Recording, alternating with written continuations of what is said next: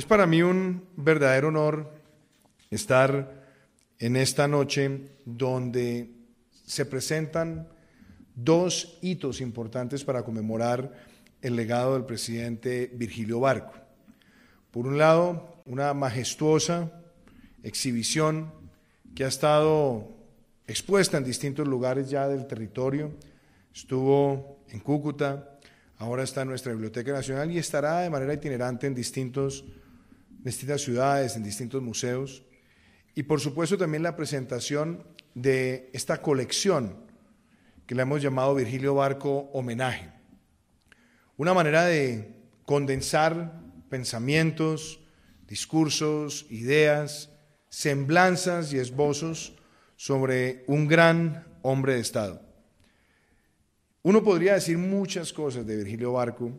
La vez pasada, cuando estuvimos en el Teatro Colón, tuve la ocasión de hacer reflexiones de distintas facetas.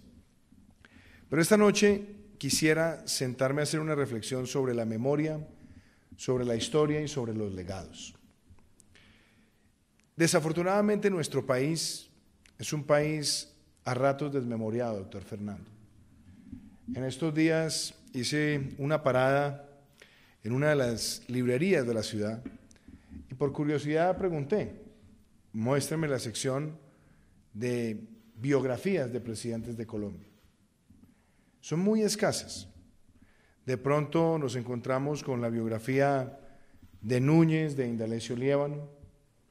Tal vez nos encontramos, por supuesto, con las biografías del Libertador, las recientes de John Lynch o de María Arana.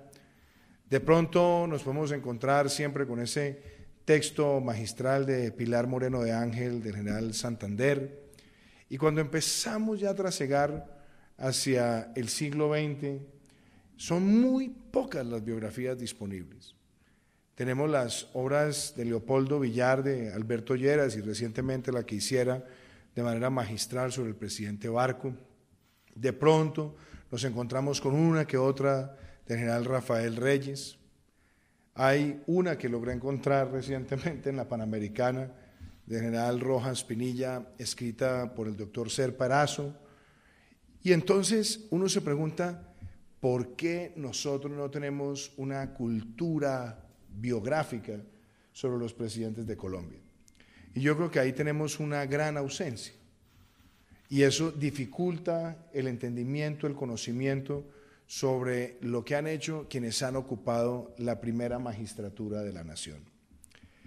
Pero me sorprendió gratamente que las dos últimas publicaciones del presidente Barco, la de Malcolm Deas y la de Leopoldo, hacen referencia a un presidente que enfrentó múltiples dificultades, tal vez las mayores dificultades para su época. Le tocó enfrentar los momentos más dolorosos de la lucha contra el narcotráfico y el deseo del narcotráfico de doblegar las instituciones. Le tocó enfrentar una transición económica mundial. Le tocó vivir el cambio global traducido a América Latina de la caída del muro de Berlín.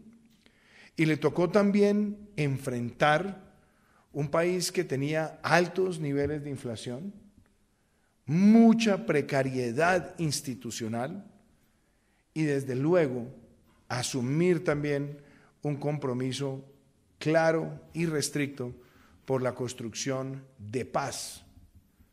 Entonces, cuando uno empieza a sumar todas estas variables y uno se encuentra con que el presidente Barco era un presidente con un largo trasegar en la vida pública, que había estado en la política local, desde secretario de Obras Públicas de su ciudad natal, y después llegar a ocupar ministerios tan importantes como el de Obras Públicas y el de Agricultura, después de un paso maravilloso por la alcaldía de Bogotá, donde dejó legados que aún hoy siguen asombrando, desde el Coliseo, el Campín, el Planetario, la visión de tener un distrito habitacional en el Salitre, varias de las arterias más importantes para la ciudad, la calle 100, la avenida 68, en sus primeras dimensiones, y también el sueño por tener una ciudad cosmopolita, plural, que tuviera espacios museológicos, que tuviera la posibilidad de habilitar el acceso democrático a la cultura para los ciudadanos. Todo ese bagaje, su paso por la embajada en el Reino Unido, su paso por la embajada en los Estados Unidos, donde también dejó esa impronta de ese tratado de extradición que firma él con Cyrus Vance en el gobierno del presidente Julio César Turbay Ayala. Todo esto iba sumando para llegar a ese hombre que llega a la presidencia como el gran ícono de la unión del Partido Liberal de la época. Pero contrario a lo que esperaban muchos de los patricios del Partido Liberal, Barco decidió ser un revolucionario dentro del partido, decidió ser un iconoclasta, decidió ser un irreverente y decidió también ser un disidente, porque rompió paradigmas. En lugar de escudriñar en las figuras representativas de cada facción del Partido Liberal para conformar un gabinete, decidió tomar decisiones que eran atípicas para la época, empezando por hacerle un llamado, y eso lo hemos hablado muchas veces con el doctor Cepeda, a un gran académico, a un científico político, el manejo de la relación con el Congreso y la puesta en marcha del estatuto gobierno-oposición, y desplegar desde ahí una nueva forma de entendimiento, donde para Barco no era un tema de fractura, ni mucho menos de polarización, pero era luchar contra el unanimismo heredado del Frente Nacional y dejarle al país la posibilidad de que en el disenso y en las responsabilidades de cada uno en su rol pudiéramos construir una mejor democracia. También empoderó una nueva generación. Muchas personas menores de 40 años, menores de 35 años, que empezaban a figurar y que recibieron toda la resistencia, todos los ataques. Pero la apuesta de él era generar nuevos liderazgos, y liderazgos que no vinieran contaminados por los acuerdos de camarilla, por las componentas y trapisondas propias de la política partidista de la época. Y decide también tener una relación con la prensa bastante atípica, sin el almíbar de la publicidad, sin buscar darle a los directores de los medios la influencia que tenían hasta ese entonces, donde se podían sentar tal vez al calor de una chimenea y con un whisky a quitar y poner ministros y a sugerir nombramientos, y él decide poner un marco de distancia que no era displicencia, sino era también mostrar un estilo de gobierno donde se necesitaba que la independencia de la prensa fuera genuina y no sencillamente un discurso de dientes hacia afuera, y que estuviera realmente enfocado en el rol de buscar la verdad, de hacer los cuestionamientos del caso, pero también valorar la verdad. Curiosamente, en un texto de Juan Carlos Botero, que está recogido en el libro que se hiciera de compendio del gobierno del presidente Barco ya hace un par de décadas, hay una reseña interesante al comienzo del ensayo de Juan Carlos Botero, donde una periodista colombiana reconoce que tenían una especie de saña contra el presidente Barco y que se habían puesto en la tarea de desvertebrarlo en su personalidad, de desfigurar su personalidad, de cuestionar sus acciones, su toma de decisiones, su capacidad de concertar, el equipo que lo rodeaba, intencionalmente. Y que muestra también por qué el presidente Barco tuvo que enfrentar no solamente tantas críticas, sino tantas críticas injustas, pero mantuvo siempre una condición. Nunca les dio importancia, porque para él lo más relevante eran los hechos. Y yo creo que en la medida que va pasando también la historia se encarga de recoger esos hechos y es lo que vamos a encontrar en esos 3 volúmenes. Un presidente que decide tomar una decisión frente al narcotráfico que muchos trataron de desdibujar como si fuera una presión de los Estados Unidos, y no, era una convicción genuina de Virgilio Barco al entender que el narcotráfico era y es el mayor enemigo de nuestro país. De cómo pudo convocar a la comunidad internacional en ese maravilloso discurso en la Asamblea General de Naciones Unidas para decirle al mundo, esto es un tema de corresponsabilidad. Y ver además a ese presidente dar el paso histórico del empoderamiento real de lo que fue la puesta en práctica de la elección popular de alcaldes. Fue realmente quien le tocó implementar ese primer modelo de descentralización en Colombia. El presidente que también decide ver a las regiones con los proyectos estandarizados, que era el Plan Nacional de Rehabilitación, lo que permitió que el Estado se acercara a comunidades donde nunca había hecho presencia, que tuvo también la vocación de mirar al Asia y hacer las primeras giras de un presidente de la República en Asia, construyendo relaciones indisolubles que hoy las estamos todavía disfrutando gracias a esa etapa pionera de Virgilio Barco, de asumir reformas económicas de verdad. Y por eso, doctor Alarcón, me alegra verlo acá, porque Virgilio Barco era tosudo y sabía que el país tenía que sacudirse de esa nefasta herencia cepalina, proteccionista, que buscaba era generar utilidades a partir del favorecimiento de ciertos grupos con capacidad de presión en el territorio y abrir el país a una verdadera y genuina competencia económica. Empezó también a plantear los primeros esquemas de asociación público-privadas en infraestructura, que marchitaron años después, pero que los planteó como una alternativa frente a la obra pública que demoraba décadas enteras para hacer escasos kilómetros. Y fue también el presidente que le imprimió al medio ambiente algo más que un discurso. Tal vez el primer gran presidente ambientalista de Colombia fue Tomás Cipriano de Mosquera, quien creó las primeras leyes de bosques y desarrollo forestal.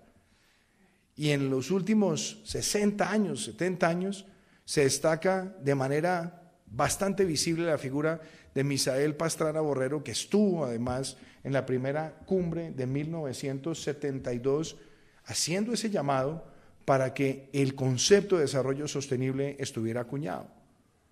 Pero es Virgilio Barco quien, tal vez motivado e influenciado por Martin von Hildebrand, asume la mayor declaración de áreas protegidas en Colombia para su época y decide hacer una expansión tremenda de los resguardos indígenas de nuestro país para empoderar a las comunidades ancestrales en la protección del medio ambiente.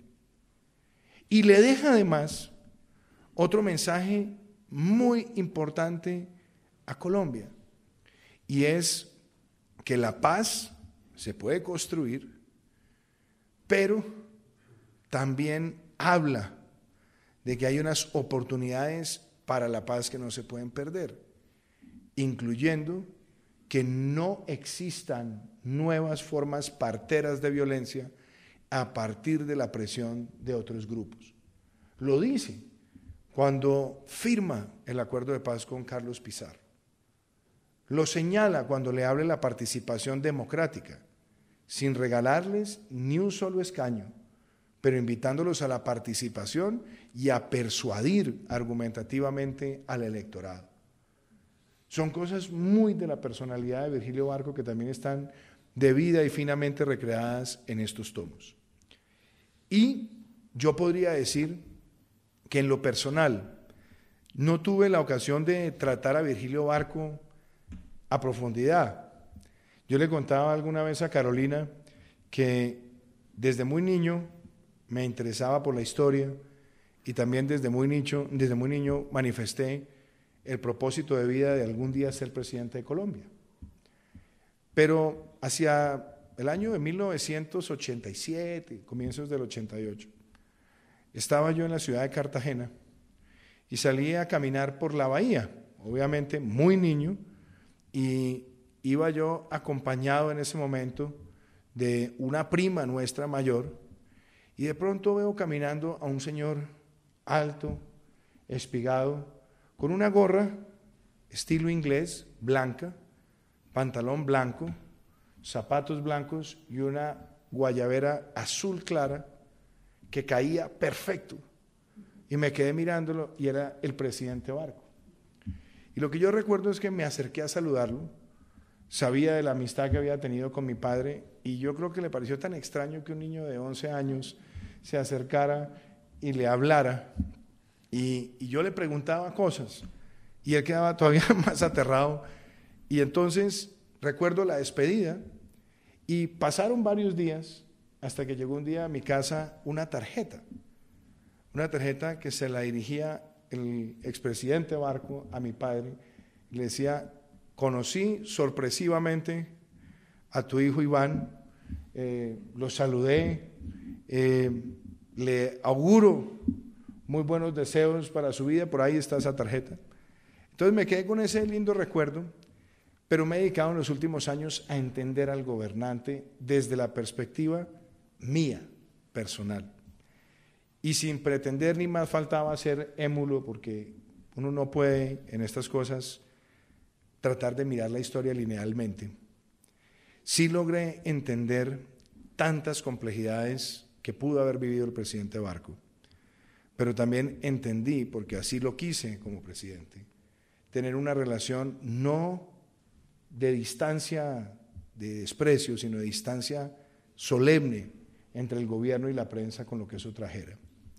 De también haber empoderado una nueva generación de colombianos que no necesariamente tenían que ser representativos ni de castas políticas, ni de apellidos, ni de alcurnias, sino que llegaran al ejercicio de la función pública por su solvencia técnica, y que además logramos enfrentar toda suerte de yo diría, calamidades, una crisis migratoria, una pandemia, una recesión derivada de la pandemia, y así podríamos también enumerar las consecuencias sociales de la pandemia.